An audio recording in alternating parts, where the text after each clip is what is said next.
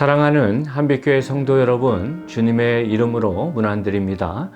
이번 주도 말씀 안에서 주님과 동행하는 우리 모두 되기를 소망합니다. 이번 주는 텍사스 달라스 빈네리 교회 담임하시는 정찬수 목사님을 통해서 열왕기상 17장 8절에서 16절 말씀을 가지고 희망으로 숨쉬라 라는 주제 아래서 고난 가운데에서도 성도들이 어떻게 살아야 할지 귀한 믿음의 비결을 배웠습니다. 잠시 영상을 보겠습니다. 우리가 읽은 이 말씀은요, 절망 시대를 살았던 사람들의 이야기입니다. 엘리야가 살았던 그 시대는 정말 어둠의 시대였습니다.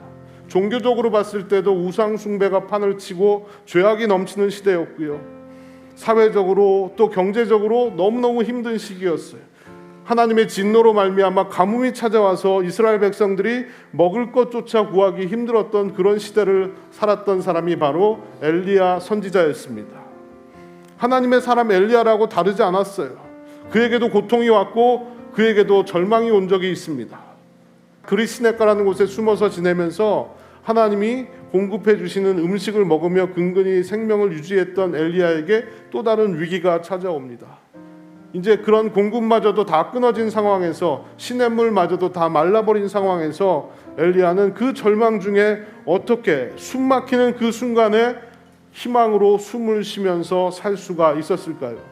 저는 오늘 엘리야의 모습을 여러분과 나누면서 우리가 절망 중에 어떻게 희망으로 숨을 쉴 수 있는지를 여러분과 좀 같이 생각해 보도록 하겠습니다. 첫 번째, 우리가 절망 중에 어떻게 하면 숨을 쉴 수 있는가?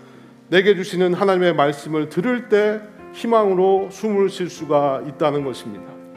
모든 것이 말라버리고 살 길이 막막했던 그 시대에 엘리야는 하나님의 말씀을 들었습니다. 오늘 우리가 읽었던 8절 말씀을 다시 보시면 여호와의 말씀이 엘리야에게 임하여 이르시되라고 되어 있죠. 하나님의 말씀이 엘리야에게 임했습니다. 그리고 엘리야는 그 하나님의 말씀을 들었다는 겁니다.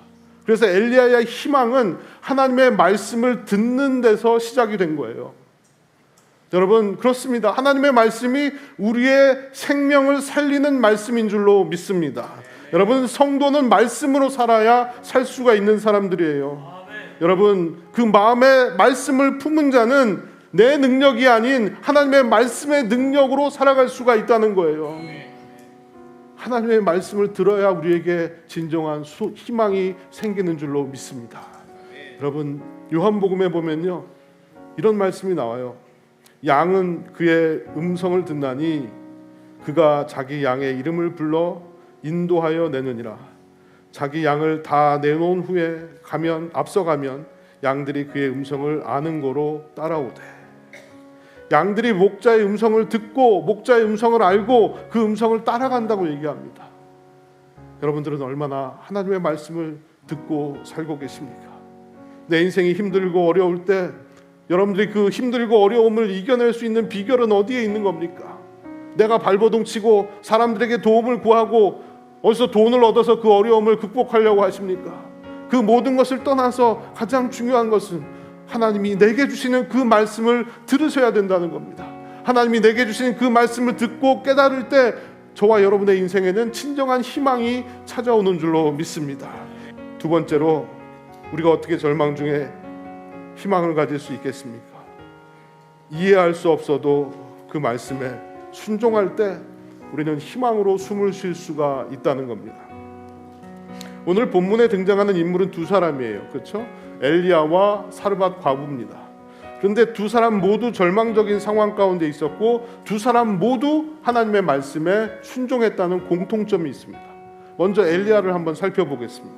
너는 일어나 시돈에 속한 사르밧으로 가서 거기 머물라. 내가 그곳 과부에게 명령하여 내게 음식을 주게 하였느니라. 자, 시돈이란 곳에 있는 사르밧으로 가라라고 얘기했어요. 근데 이 시돈은 어떤 곳이냐면 이스라엘 밖에 있는 이방 땅이었습니다. 그리고 이 시돈은요, 당시 왕이었던 아합 임금이 시돈의 공주를 자기의 왕비로 맞아들였어요.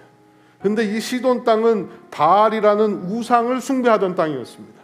비록 이방 땅이지만, 이방 민족이지만 하나님의 말씀에 순종하고 하나님의 말씀을 신뢰하는 자에게는 하나님의 은혜가 베풀어지고 구원이 임한다라는 사실을 보여주기를 원하셨던 거죠. 그래서 결국 하나님은 엘리야에게 시돈으로 가라라고 말씀하셨고, 엘리야는 그 말씀에 순종하며 따랐다는 거예요. 그러면 이 엘리야의 이런 순종은 어디에서 나왔을까요? 믿음에서 나온 거죠. 하나님에 대한 믿음에서 나온 거예요. 그러면 이 엘리야의 믿음은 어떻게 생긴 것일까요? 그가 지금까지 경험해온 하나님의 체험을 통해서 나타난 겁니다. 엘리야는 그렇다 치고 이 사르밧 과부는 어땠을까요? 사르밧 과부는 하나님을 잘 모르는 여인이었잖아요. 엘리야가 하나님의 말씀을 따라서 사르밧이라는 동네로 갔고요. 또 하나님의 말씀처럼 과부를 만났습니다. 그래서 그 과부에게 요청을 하죠. 물을 달라라고 요청을 하고 그 다음에는 떡까지 달라라고 얘기합니다. 너무 처음 보는 사람에게 무리한 부탁을 한 것이 아닌지라는 생각이 들 정도의 부탁을 한 거예요. 이 얘기를 듣고 이 사르밧 과부가 어떻게 반응하는지 한번 보십시오. 12절에 보시면 그가 이르되 당신의 하나님 여호와께서 살아계심을 두고 맹세하노니 나는 떡이 없고 다만 통에 가루 한 움큼과 병에 기름 조금뿐이라. 내가 나뭇가지 둘을 주워다가 나와 내 아들을 위하여 음식을 만들어 먹고 그 후에는 죽으리라. 이게 얼마나 절망적인 얘기입니까? 이제 먹을 것이 다 바닥이 나가지고 한 끼 겨우 먹을 만큼 남았는데 이걸로 음식을 해 먹고 아들과 함께 죽으려고 생각하고 있습니다. 근데 이 엘리야는 벼룩에 간을 빼먹는 것도 아니고 더 요구를 하는 거예요. 뭐라고 그랬는지 한번 들어보십시오. 13절과 14절에 보시면 엘리야가 그에게 이르되 두려워하지 말고 가서 내 말대로 하려니와 먼저 그것으로 나를 위하여 작은 떡 한 개를 만들어 내게로 가져오고 그 후에 너와 내 아들을 위하여 만들라. 이스라엘의 하나님 여호와의 말씀이 나 여호와가 비를 지면에 내리는 날까지 그 통에 가루가 떨어지지 아니하고 그 병에 기름이 없어지지 아니하리라 하셨느니라. 이 말을 순순히 믿고 따를 수 있으시겠어요? 그런데 이 여인은 순종 불가한 상황인데 순종을 했다는 겁니다. 이게 얼마나 놀라운 일인지. 우리는 나름대로 이 순종 가이드라인이라는 것을 다 가지고 있어요. 나에게 손해나 피해가 오지 않은 한에서, 또 내 마음에 여유가 있는 한에서, 나에게 시간이 있는 한에서, 내가 여윳돈이 좀 있는 한에서, 그리고 내가 아이들을 다 키우고 나면 나중에 순종하겠습니다도 아니고 순종을 한번 생각해 보겠습니다. 우린 그렇게 살고 있더라는 거죠. 근데 여러분, 100% 확실한 상황에서는 믿음이 필요 없는 겁니다. 100% 확실한데 100% 다 이해가 되는 상황에서는 믿음이 필요 없어요. 다 이해가 되는데 믿음은 언제 필요한 겁니까? 불확실할 때, 내가 불안할 때, 위험 부담이 많을 때, 내가 이해할 수 없을 때, 그때 믿음이 필요한 겁니다. 우리는 늘 안전하고 위험 부담이 없고 합리적이고 이성적인 판단을 따르려고 하기 때문에 믿음이 작동을 하지 않는 거예요.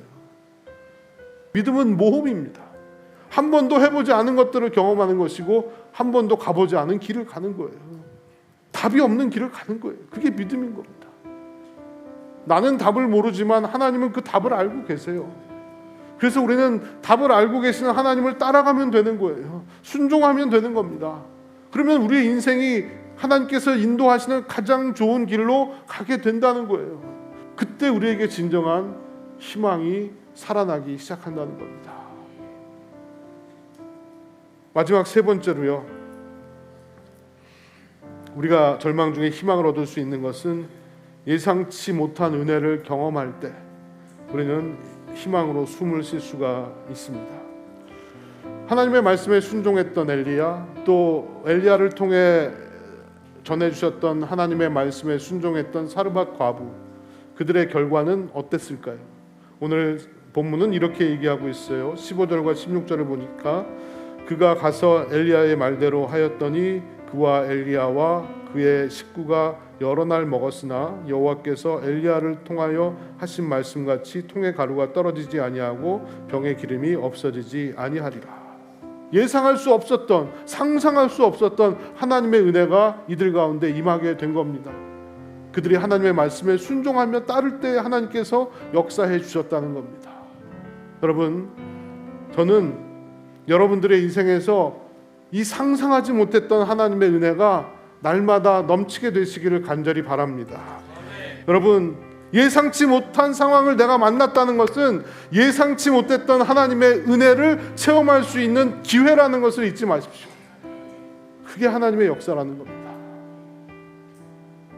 우리는 그래서 절망 중에도 희망을 볼 수 있는 겁니다. 사도 바울이 이런 말을 했습니다. 고린도 후서 4장 8절과 9절에 보니까 우리가 모든 일에 괴로움을 당해도 꺾이지 않으며 난처한 일을 당해도 실망하지 않고 핍박을 받아도 버림을 당하지 않으며 맞서서 쓰러져도 죽지 않습니다. 이게 우리의 믿음의 고백이 되어야 할 줄로 믿습니다. 보배 되시는 예수 그리스도가 내 안에 계십니다. 빛이신 예수 그리스도가 내 안에 계십니다. 여러분, 우리는 믿음 생활은 예수 그리스도를 내 안에 담는 싸움인 거예요. 우리는 자꾸 나를 포장하려고 그러고 나를 키우려고 그러고 내가 잘 나가야 된다고 생각하는데 그게 아니라 예수 그리스도가 내 안에 머물러 계실 때 우리는 진정으로 승리하는 인생을 살아가게 될 줄로 믿습니다. 그게 중요한 거예요. 그것이 우리가 신앙생활하면서 싸워야 될 싸움이라는 겁니다. 빛이신 예수 그리스도가 우리의 유일한 소망이십니다. 이 소망을 품고 살아가는 자만이 절망 중에도 희망으로 숨을 쉴 수가 있는 겁니다. 여러분, 다시 한번 여러분들의 인생에서 숨이 콱콱 막힐 정도로 괴롭고 힘든 순간을 경험하시게 되더라도 예수 그리스도로 소망을 삼고 희망으로 숨을 쉬며 승리하는 우리 한빛교회 모든 성도님들 되시기를 주의 이름으로 축복합니다. 우리가 말씀을 기억하면서 하나님의 말씀을 듣고 또 하나님의 말씀에 온전히 순종하고 무엇보다도 예상치 못한 은혜를 경험하는 기대로 설 수 있기를 소망합니다. 함께 기도하시겠습니다. 사람이 감당할 시험 밖에는 너희가 당한 것이 없나니 오직 하나님은 미쁘사 너희가 감당하지 못할 시험 당함을 허락하지 아니하시고 시험 당할 즈음에 또한 피할 길을 내사 너희로 능히 감당하게 하시느니라. 아버지 하나님, 우리 사랑하는 성도 한 분 한 분이 이 땅을 살아가면서 여러 많은 삶의 고난과 역경을 경험합니다. 그 가운데 세상의 소리, 내가 원하는 내 육신의 소리가 아니라 하나님의 말씀을 듣게 하시고 그 말씀에 순종케 하시며 무엇보다도 더 큰 일을 행하실 하나님의 선한 은혜를 기대하며 나아갈 수 있는 모습이 되기를 원합니다. 이번 한 주도 우리 성도들 그 말씀을 따라 힘있게 설 수 있도록 도와주시고 축복의 통로로 설 수 있도록 역사하여 주옵소서. 모든 영광을 주님께만 올립니다. 사랑이 많으신 예수님 이름으로 기도합니다. 아멘. 저희가 금요일날 저녁에 리크레이션 저희들 발표회를 교회에서 갔습니다. 시간이 허락되는 성도들은 많이 참석하셔서 은혜의 감격을 나눌 수 있으면 참 좋겠습니다. 이번 남은 한 주도 주 안에서 승리하십시오. 사랑합니다.